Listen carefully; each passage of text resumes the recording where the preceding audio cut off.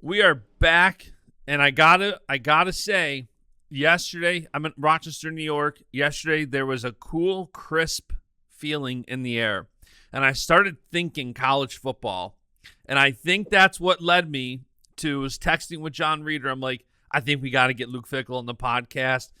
College football kind of lingering in the air. I've been wanting to have you on ever since you hopped on. I believe it was the Wisconsin Penn State duel last year. You hopped on with Shane Sparks for a few, and I'm like, this man needs to talk about wrestling a little bit longer. I could talk wrestling quite a bit, and I don't get to do it nearly as often. But hanging around those guys a little bit here, finally, obviously at a place that has wrestling, and I feel a lot more comfortable that way. Yeah, for sure. It's funny because when I had Sean McDermott, I'm a Bills guy, and getting him on the podcast was such a blessing. And somebody was like, how did you get Sean McDermott on your podcast? I'm like, you don't understand. When wrestlers, especially people who've had success, get the opportunity to talk about wrestling, they usually want to do it. It's like a cult. You just can't keep it quiet. So, so we have Coach Luke Fickell, the Wisconsin Badger head coach, on the podcast today, who is an incredible wrestler. I'm excited to dive in and put some juxtaposition to wrestling and football and see what we can come up with to give some value and entertainment to listeners. And so for those who might not know, you were an incredible high school wrestler, 3-time state champion in Ohio. I think you won your last 106 matches, your final 3 years. Crazy talent in one of the toughest states in the country. First of all, what was your mindset early on in your wrestling career where you did have all this success? Well, obviously, I started at a very young age. I was fortunate that my family was obviously into it. My uncle was a high school wrestling coach. So from the time I was 5, 6, 7, 8 years old, I was running around the wrestling room. My dad helped out a little bit. And, so it was just kind of a way of life in our family. So I can remember from a guy named Mark Zimmer, who passed away, I think last year, who was a 4-time state wrestling champion in Ohio and the first ever. I remember when he won his 4th state title, I was in kindergarten, and I ended up going to the same high school that that he went to, and that's when I made my first goal to be a 4-time state wrestling champion. That's the time when I really remember, like, this is something I know I want to do and I want to continue to grow in. Yeah, and it's crazy how many people have those young ambitions and hold tight onto them. And I know for me, I've told this story a lot for people who listen to this podcast. I was never that great of a wrestler, but it taught me so much in life. Running my business the last 16 years, there's so much it's taught me. And there's things, one of my favorite episodes was having my high school coach, Bill Jackito, on here. And I remember early on in JV, 7th or 8th grade, modified even, it was like a Saturday morning, and he said something along the lines of, like, what you're doing right now is harder than what most people will do all day long. And you hear these things in wrestling that kind of carry on with you. And I'm curious if there are early lessons in wrestling that have kind of carried on with you as you now have, completed your wrestling career and you're into the leadership and coaching world. There's no doubt. I mean, there's nothing tougher. And I believe that. From the time I was a young kid, I mean, it was never going to be easy. You can have success in the sport, especially as you grow up, but it's pretty easy to find a way to challenge yourself, right? So for some godly reason, my uncle and dad thought it was kind of like cool to put you in your normal age bracket and then also add you into the older age bracket. So you could have success on a day, but you'd also get beat up in a day. Yeah. So those kinds of things, I just remember, right? I mean, it didn't matter, if it was Saturday morning where your age bracket wrestled, and then in the afternoon you wrestled sometimes in the older age bracket. And I mean, you could have such success and feel like you're really good, and then, a couple hours later, it's humbling. just you getting beat up left and right. And I don't know. I guess for some reason, I really enjoyed that, and it really led and pushed me into what I do to even today. And to be honest with you, my greatest failures were obviously in sports, but in particular in wrestling, and really shaped me in how I think and how I go about everything. And, from the time I was, like I said, when I was in kindergarten, when I saw Mark Zimmer win his 4th state title, and for some reason it just clicked in my head, this is what I want to do, to getting beat as a freshman and losing, that opportunity of something that I said at 6 years old that I wanted to do, or 5 or 6 years old that I wanted to do, I lost that opportunity as a freshman. And from that point on, there was just some different things that changed in me, from motivation and the way I go about, every day. And I still think about it today.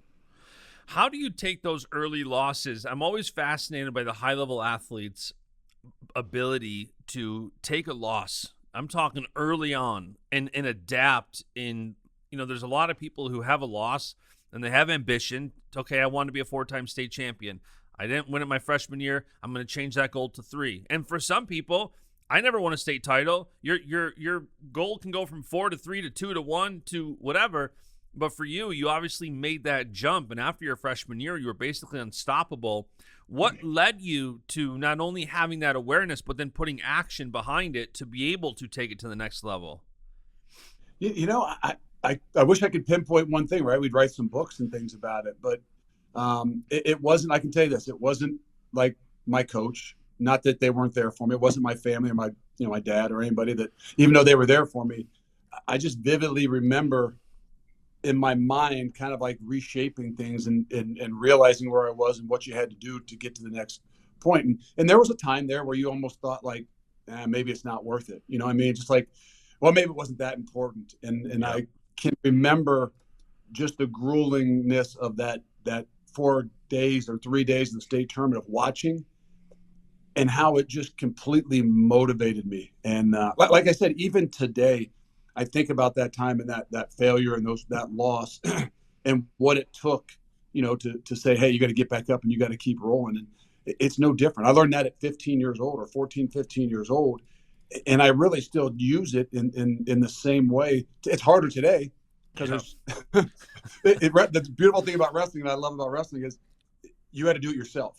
Mm-hmm. Now in our worlds, right? I mean, you're trying, if you lose a game or whatever it is that you do in your business, like now you're trying to motivate others because you can't do it by yourself. And so it's different, but yet it's still, in my mind, the same mindset about how you got to do things. And it's never going to stop. If you're going to keep challenging yourself, you're going to keep growing, you're going to keep losing at some point in time in some way.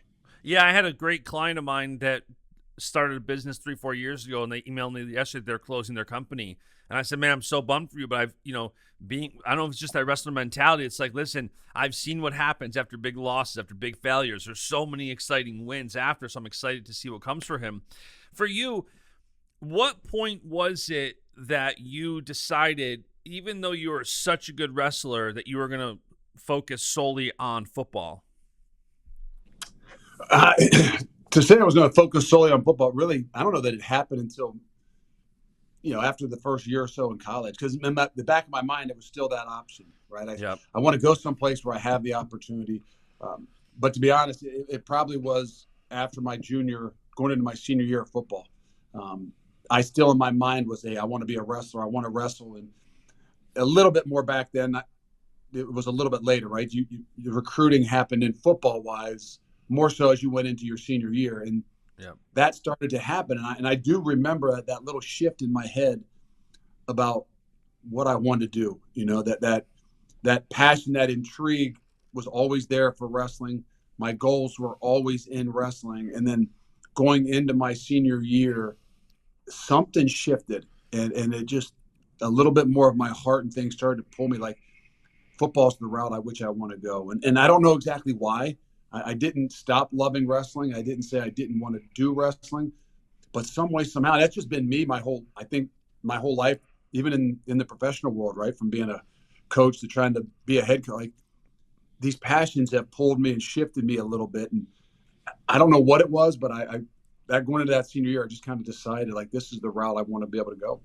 Yeah. And for those listening who maybe aren't familiar, you went to Ohio State, which, as a Big Ten guy, I love that you're back in the Big Ten now. I want to talk about Wisconsin in a few minutes. But for you, how did you balance that time and focus between being so good at football and being so good at wrestling? And even before that decision, if once you make that decision, it's one thing. Like, okay, football's around, I really want to go. But in high school and earlier on, you're juggling two of the toughest sports in the world, and you're doing it pretty good. What insights would you provide to somebody who's younger, maybe trying to juggle multiple sports? I think it's the greatest thing. I think it gives you balance. I think it allows you to be, in some ways, a better athlete, so to speak, meaning you're not locked into one thing. I know it's getting harder, right? I mean, I really think back to my time, and had it been a little bit further along, and maybe some of these national wrestling was a little bit bigger, even when I was in high school, other than the summer stuff, even like the Olympic train, like I'm curious if I would have shifted and said, hey, maybe you just kind of go all one way, which I'm glad I didn't. But I think there's a great balance. I think it, like you said, it's getting tougher because I think the wrestlers are getting so much better. I mean, the high school wrestling, just like the college wrestling today, as opposed to 25 years ago when I was in high school, I mean, it's getting more and more difficult to be, really good at both at the highest of high levels. But I still believe it can be. I think that the great thing about football is you don't have to do it year round, right? You're training, you're working out. Even during the summer stuff where you're working out, you can still train to do wrestling. And I don't know that, at least not a lot of people around me did that in the summer, but I still was able to, wrestle a couple times a week all through the summer, even when you were training for football. Yeah. What do you think from wrestling applies most to football? Whether it's on the field, off the field. We're going to talk a little bit about recruiting in a few minutes, but generally speaking, when you think about how much wrestling does, you always hear football coaches trying to recruit wrestlers. What do you think it is about football that really applies the most to it? Well, about wrestling? There's so many things. I mean, the mental side of things is so uniquely different, right? I mean, there's no way that you can overlook that, right? I mean, that's just the nature of it. I know it's an individual sport in a lot of ways, but just the mentality of what you have to do every single day, a grind.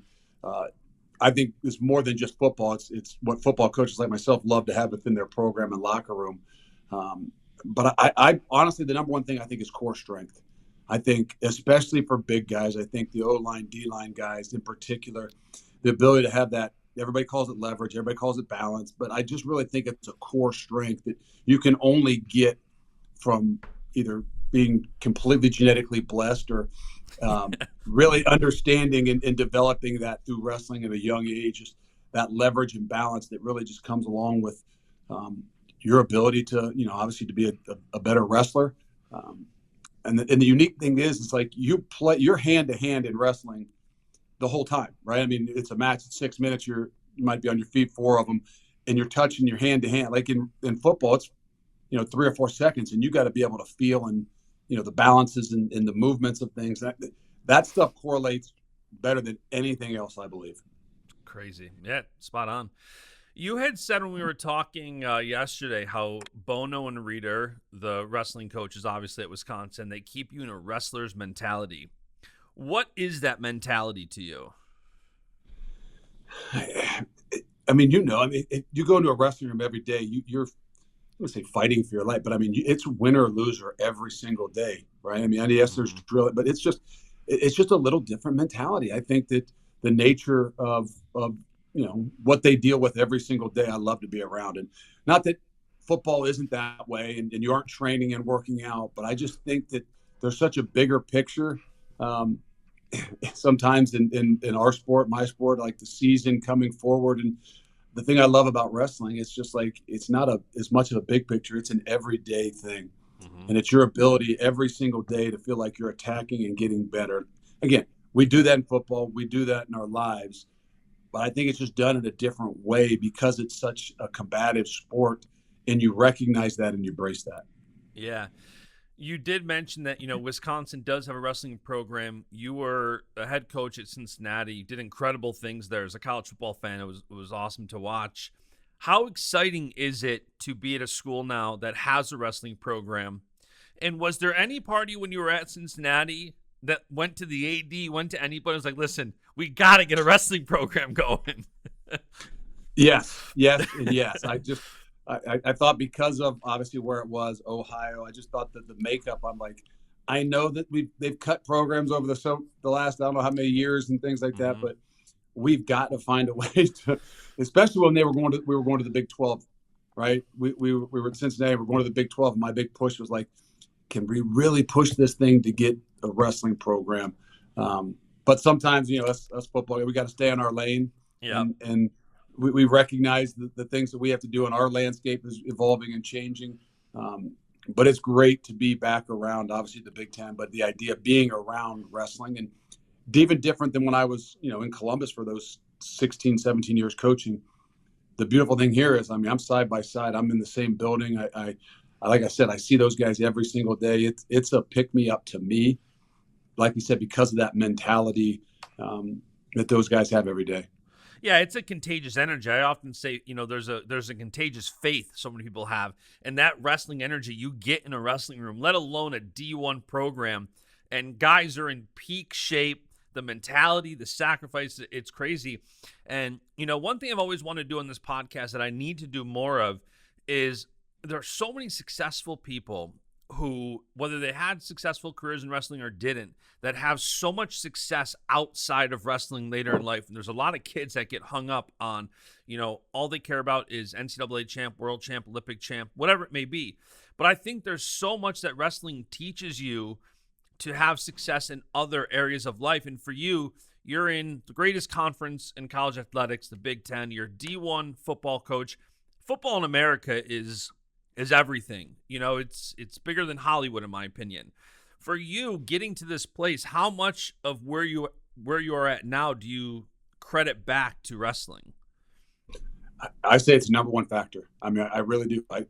I know I wouldn't be where I am, even being able to play, because in this profession, if you don't play, it's harder to continue to, move up in it and even get your foot in the door. But there's no doubt, to me, the discipline and the drive are the two things that I don't care what. If you can be an average wrestler, you can be a not very good wrestler.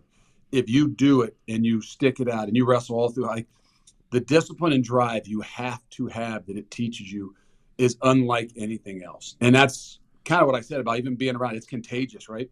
To be around. Bono and I are the same age. We actually, the same class. We wrestled in the Pittsburgh Classic together. I mean, that same class. And then John Reeder, who was, 15 years younger. So there's a little bit different drive and mentality that even being around those younger guys have. I mean, from trying to get me to run the stadium every day to every Wednesday, I'm like, there's some things I draw the line. That's what he was telling me. I do them a few times, but you just love that. That's contagious. That discipline, that drive. I don't care what you're in, right? I mean, you got a marketing firm. I mean, it doesn't matter. I mean, intelligent people with a drive, people with a discipline, they're successful because they're going to find a way. No matter what this, world, no matter what our sport continues to evolve in, we're going to find a way when you have that discipline, drive, and that passion. Yeah, and you're seeing it more and more, this trend of football coaches on a higher and higher level. I had Sean McDermott on here. He talked about his background in wrestling and why he loves wrestlers so much. Vikings ex-coach or former coach Mike Zimmer loved wrestlers. And now you're seeing the Buffalo Bills sign Gable Steveson, who's never played a game of football. He has never played an organized game of football, and they sign him to a contract. And I've got a lot of friends that, whether it's through me and knowing my connection and love for wrestling, they're like, so I know you know about Gable. Should we be excited about this? Like, he's a little small for a standard guy. Like, so I'm curious, from your position as a former heavyweight champion in high school, as a coach, what is your take on Gable signing with the Bills? So, if you remember a guy named, I just forgot his name, who did it from Cal Poly. Stephen Neal? Stephen Neal, sorry. I was just literally thinking about it. So he came and worked out with like myself and Mike Vrabel and those guys when we were leaving, because it was a similar time. Yeah. And the difference is, and I don't know Gable. I mean, obviously I've watched him wrestle, not playing. At least Stephen played in high school. Stephen was 6'5". Right. I mean, Stephen had room to grow to become an offensive lineman as he was and have an incredible, future or career in the NFL. My question is, how much time will they give Gable? How much work will they spend with him? Because there are some things where being really strong and powerful and quick that you can do, but there's some things instinctually that make it difficult. So I'm going to be watching. I know that I'm kind of curious on the mini camps and things like that to see how he does. Because if you really look at Steven's career, I mean, he bounced. Obviously, he made it on a practice squad, and they moved him from defense to offense. And let him grow and grow and grow, and obviously ended up being really, really good. So I'll be curious. Not playing in high school is going to be a little bit harder. His size, like we all know, can be difficult, but it's going to be about how much time will they give him and spend with him. It's crazy too, because in our world, he's a heavyweight. He's as big as they come. He's Gable. He's 285. And then in football, you've seen him. He posted a picture with Von Miller the other day. You see the size difference, and it's like, man, you don't often think about. We get some big heavyweights like Adam Kuhn is a monster, but you never look at Gable in the sport of wrestling and think, oh, he's pretty small. You see him win an Olympic gold medal, but it's crazy just the height and weight difference in wrestling. I'm excited. I think it's a super cool opportunity. There's a lot of feedback. You remember another guy? You remember Carlton Hasselrig? Pitt Yes. Johnstown. I think he's like a 6-time national champ. Won at Division II, won at Division I, and then played for the Steelers for a bunch of years. I mean, like, they've done it. No, most of the time they've been offensive linemen. Yeah, I think, and it's because of that size. I think that they eventually can grow a little bit more. We've yet to have maybe one kind of do it on the defensive line, just because of the nature of the athleticism and the length that you're seeing a little bit more on the defensive side. I don't know. Yeah, it's going to be so cool. And I think it's cool, if nothing else, at a bare minimum, I think it's super cool that we're seeing successful wrestlers have these opportunities to go WWE, to go the NFL, and try just to get the door open. Even if it doesn't work out for them, if it teaches them something else, I think it's such a cool opportunity to sign with an NFL team after never playing organized football is wild. We recruited Mason Paris out of high school, and he went obviously to Michigan. And then I think when he was done at Michigan, he was looking to get back into football. And I think he had reached out to somebody when we were still at Cincinnati, and we're like, it's probably not going to make. He's probably not going to, even after he'd been wrestling. Yeah. And obviously he didn't go that way. He went, and now he's the Olympic heavyweight. But I mean, there's a definite correlation. There's a lot of those guys that had to make that decision, like some of us, like I had to make maybe. But it'll be interesting to see how much time they would give a guy like that, because he's got the ability. It's now understanding things that how to use that ability. It takes some time. As a Bills fan, I would love to see that freak athleticism he has. Just make some wild plays. But kind of on a different side of that, Ben Kueter, freshman for Iowa, plays for the Hawkeye football team. He just made the junior world team, and he announced he's taking 10 months off of football to focus solely on wrestling, which isn't something you typically see when somebody has, football is such a bigger world. Typically, you see somebody make that move like yourself. Like, I want to go this direction. It's a bit bigger, more mainstream, so many reasons. But what's your initial reaction to somebody doing that, where they're like, hey, I'm going to take 10 months off of football, just focus on wrestling at this level? My guess is I don't know. I'm just speaking. I mean, like, my guess is he's going wrestling. I think it'd be hard to turn back, and if he has success in wrestling, and I don't know his career. I mean, obviously, know he's a great high school guy, great, international and stuff like that. Made the U23 team. I think it'd be really hard to throw it all in and think you're going to go back into football, just because recruiting wise, I mean, there's going to be more and more guys. It's just going to, put you. So to go all in at one, I think is probably the route I would guess he would go. If he has success in wrestling, which I would imagine he will, I think it'll be even harder for him to think he should go back and try the football thing until maybe too late. Yeah, no, for sure. It's one of those things where I I don't want to say thankfully, because I wouldn't have mind being a great athlete, but thankfully I never had to make those tough decisions. I was just, you don't have either opportunity, football or wrestling. So I'll say this, and everybody's journey is different, and I'll be really encouraged to watch his journey and see how it goes. I think it's 10 times more difficult to do both of them today as even was when I was in college. And then you go back to Tim Crumry or something who did it here at Wisconsin, or Carlton Hasselrig or something who actually did. The guys are just so good now. I mean, we saw Nash try it this year and have some success and probably enjoyed the wrestling side of things, but they're so much better today. The wrestlers, as they go to college, when they go into college, are so much better. Year-round wrestling, as opposed to somebody that's trying to do it for a couple months a year, you're going to have to be so much better than everybody else. Yeah. I'm really curious. I know how difficult it was in the little bit that I dabbled in it. It is going to be extremely difficult to do things at the level at which you're used to, right? I think that'll be the thing that I'm impressed that Nash stuck it out this year through the whole wrestling season, just because I'm sure that he expected him and has wrestled on a level that, is the very, very top. And now you're fighting your way somewhere in that, middle range. It's difficult as much as it is physically as it is mentally. I know that. Yeah, for sure. How do you handle that when you're recruiting a kid? Obviously you mentioned when we've talked about it, you love recruiting wrestlers. Most football coaches who have a background in wrestling do. How do you balance that with recruits who maybe want to do both wrestling and football and don't really know if they want to commit just to one or the other? So we took Dylan Johnson, who I think ended up being the number one heavyweight in the country this year. He just started this weekend with us, as an incoming freshman. And he was a guy in the process. Like, look, you have to have the opportunity to wrestle, and you will have the opportunity to wrestle. I understand that. So you kind of feed into both of them, and like a guy like Ben, like he'll come here, he'll make a decision, he'll figure out what it is the best route for him. I hope it's football in his case, for us, because that's what we want. But I also do understand that there's a passion that's going to pull you in one way or the other.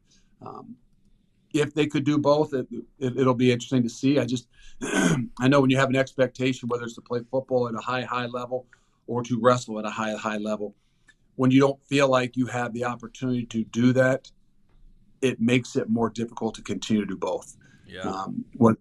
Whether you feel like, hey, I need to put more work into football, or holy cow, I used to be the very best wrestler, and now these guys have gotten so much better, and I'm somewhat of a average guy in this crazy, especially in the Big Ten world.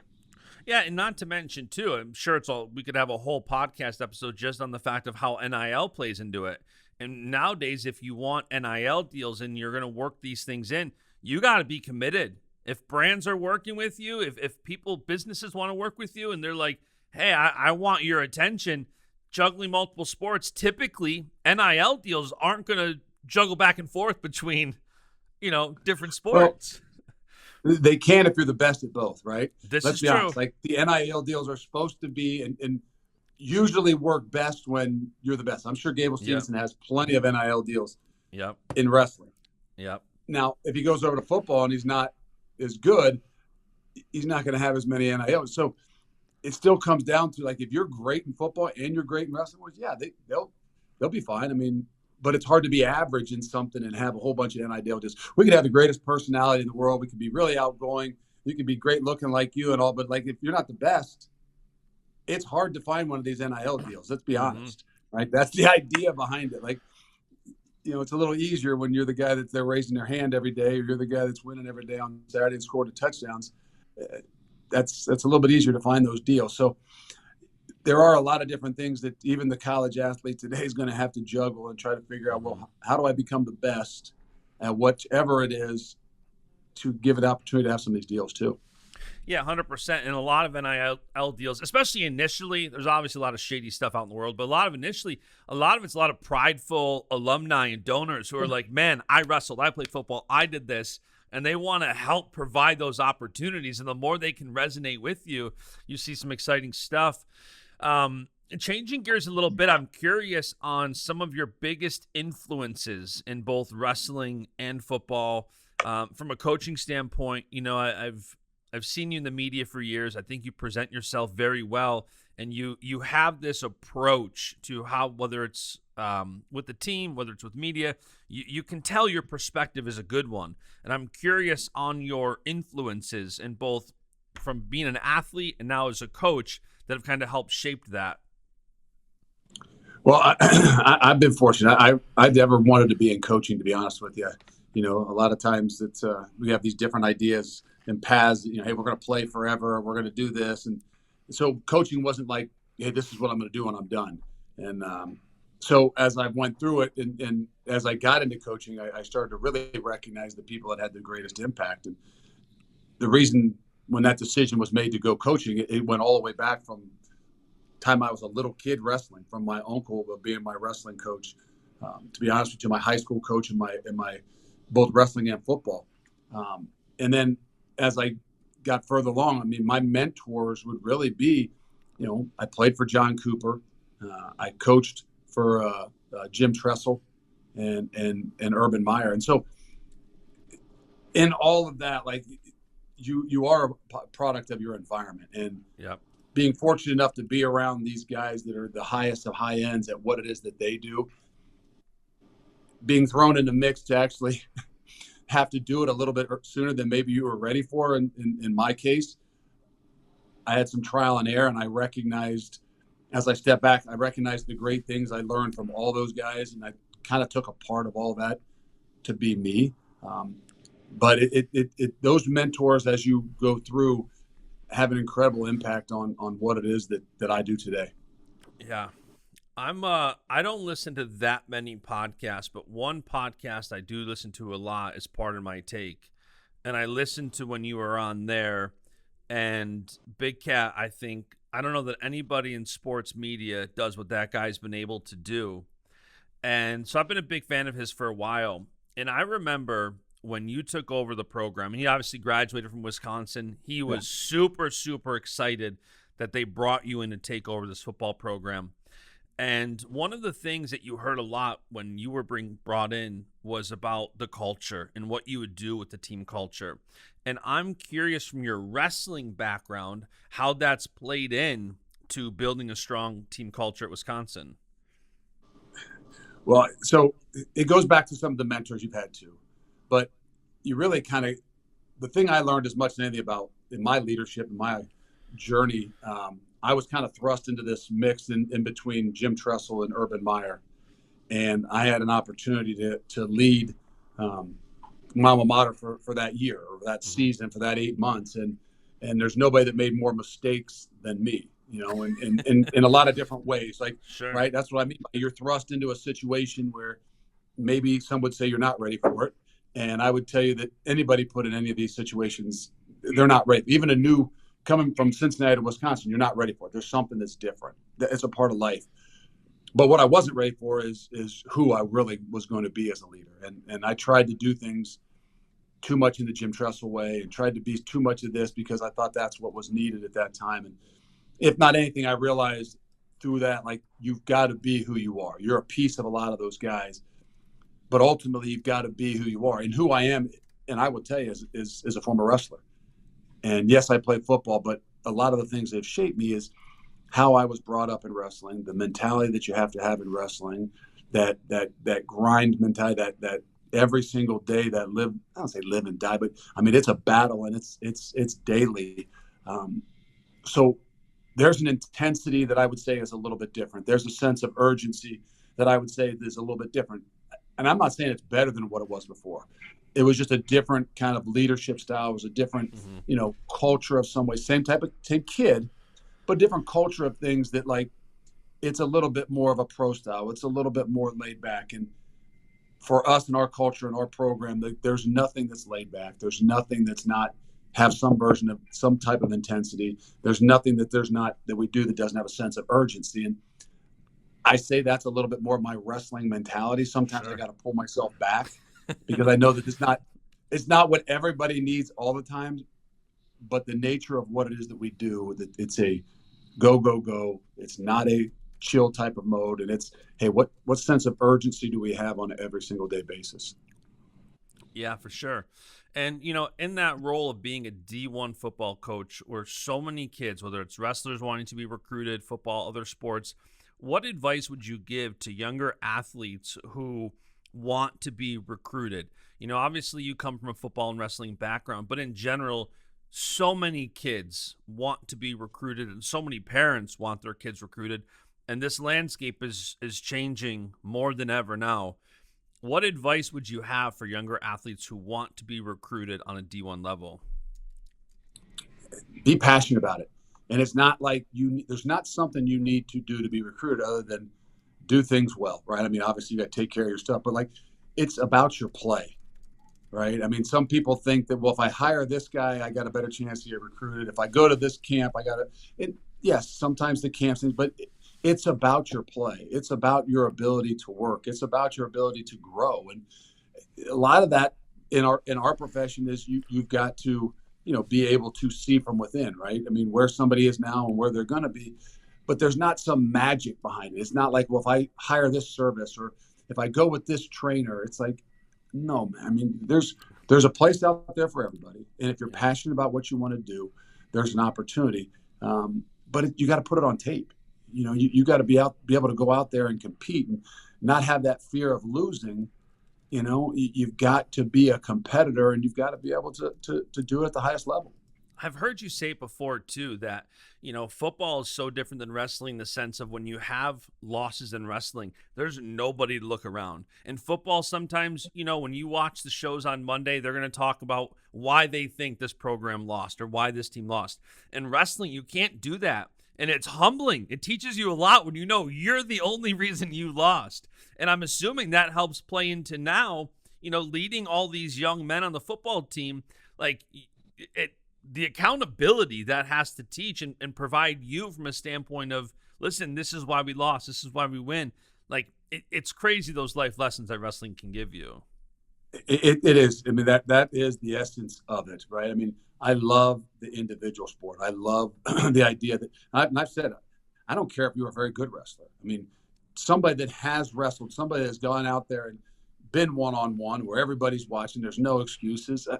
It's actually, there's almost a little bit more respect for the guy that goes out there and that was an average wrestler. You stuck it out for 4 years in high school and you were an average wrestler. Yep. You tried to go and wrestle in college and you were only an average, like, do you have some do you have some death wish of some sorts? Like, do you really enjoy those things? And to me, that's the people that I like to be around, right? That's the people I want to be recruiting. That's the guys I want to be a core and the crux of our program. And I think it is a mentality as much as anything. It is. The wrestling mentality is so different. Like I said, to start the show, it's like a cult, and I don't mean that in a bad sense. Obviously the word cult has negative connotations with it, but just that cult-like mentality where, we can sit here. I'm sure we could talk all day long just about these different aspects. I am going to let you go in a few minutes. I know you got some busy stuff going on. Couple more things real quick. So looking back on your wrestling career, is there any matches or any memories that really stick out to you? I always like to give people this opportunity to kind of relive those memories. Is there any that really stick out to you? Only the bad ones. Only the ones that make me who I am.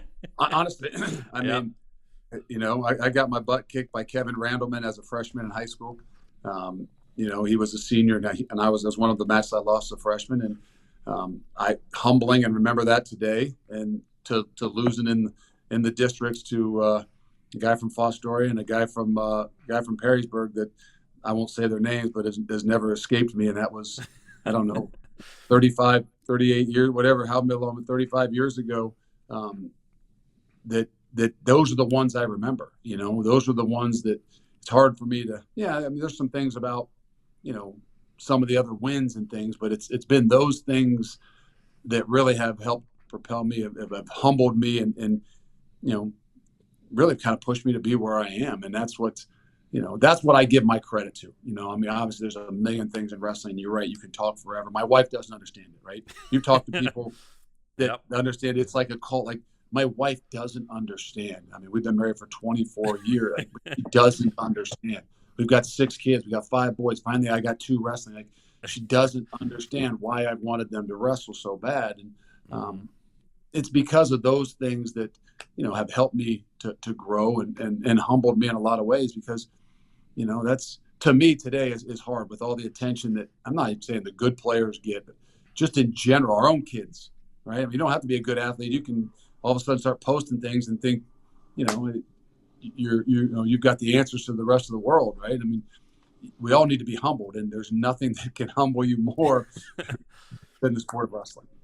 Speaking of humbling, somebody had to humble somebody here. I heard you and Mike Vrabel, former Tennessee Titans head coach, used to wrestle a little bit.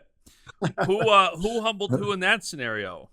Well, he would say that he was never wanted it to be a wrestling match. Let's just say that. So we lived together for 4 years. And I can honestly say, look, I would take myself in every match ever. But there's never been a time that he has tapped out or that he would say he's done. It had to be a mutual thing. I would claim that I was always on top and I was going to be, but it was never over. And that's the thing about guys. That's one guy that didn't wrestle that has the wrestler mentality, that it was never going to end. So it's hard when you put two of those similar type of mentality guys in the room together or competing together, because you're right, it's never going to end. It's those guys too you wish would have wrestled, because they would have loved it. Well, he went to a great high school wrestling. He went to Walsh Jesuit, who obviously tons and tons. I mean, it was one of the best teams in the country for a long time. And his dad was a high school basketball coach. He came home after his freshman year and he wanted to wrestle, and his dad wouldn't let him. He said, "No, you have to. One more year of basketball, we'll see how it goes." But he would have been a hell of a wrestler. I know that. Yeah, 100%. All right, last thing here. I mentioned starting off the show that, I do not want to wish summer away, but when we have some of these cooler mornings where the air is crisp, the sky is blue, it makes me itch for college football. And we're getting close, like 2.5 months away now. I think August 30th is your first game. How excited are you for this upcoming season, your second season, full season as the head coach there? How excited are you for this upcoming season?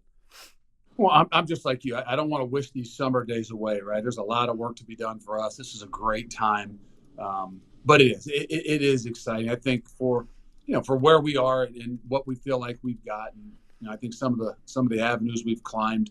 I'm really excited. I mean, last year did not go any bit the way I would envision it, right? I mean, we had our ups and downs, and you could say it's year one, but it is what it is, right? So just like anybody, when you have that bad taste in your mouth, there's nothing that you want more than to get back out there. And the Big Ten football season looks a lot more like the Big Ten wrestling season now. There's no kind of spots in between, man. I mean, we've gone from coast to coast, and we've created the conference that is close to the AFC or the NFC in the NFL that you're going to get.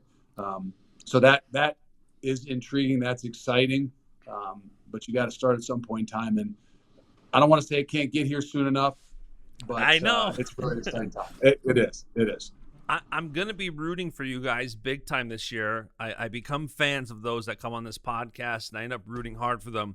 My only qualm is, the way the college football season is going now, if you guys have the year you want to go, the college playoff schedule now goes all throughout January, which gives us more college football, but I don't want it to take away from you following the wrestling season. Because January, February, man, that Big Ten schedule gets packed. I know. I've made it to as many matches as I could this past year. Every match I could be at, whether it was Saturday or Sunday, I was at. And the good thing for us is if we can't be there, it's on TV most of the time now with the Big Ten Network. Yeah. So, but there's nothing like being there, Matt's side, and especially when I got my two little guys that are getting into wrestling. There's nothing better to get them more excited about it than actually watching great wrestling too. And I think that's one of those things.